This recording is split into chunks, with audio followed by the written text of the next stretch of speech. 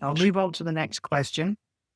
Would the drafting, reviewing of contracts, advising on sanctions, ABC, AML, and other compliance matters be accepted as part of the QWE? Okay. So this is a question about what would be QWE. So would working with contracts and advising on compliance be QWE? Well, I'm now looking at someone who's not qualified as a lawyer, who then is not exempt from the requirement to have a minimum of 2 years full-time equivalent qualifying work experience confirmed to the SRA by an SRA-regulated solicitor. Now, if you have someone in your organization, it will be their opinion because you'll be asking them to do that. If you are asking me as an external confirming solicitor, then my opinion, and remember it's me that's doing the confirmation to the SRA. So the SRA is listening to my justification.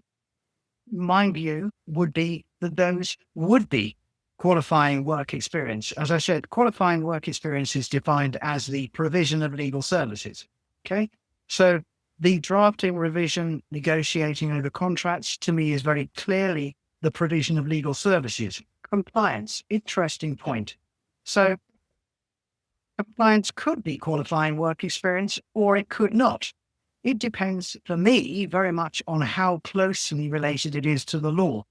If you're just doing the admin of checking people's ID, that's not the QWE. It's not the provision of legal services. It's a provision of administrative services. If, however, you are studying the law of data protection or financial crime in a country, various different jurisdictions, advising your company about how to be compliant, what applies and such like, maybe drafting up policies as well to make sure that does happen, then to me, that is the provision of legal services because you're studying the law and then advising on it. So it does become quite case specific, person specific, but my general approach is that. Now, you could speak to someone else, they'd have a different opinion. They're entitled to that because they have to justify their view to the SRA. There's no point you telling them what I say.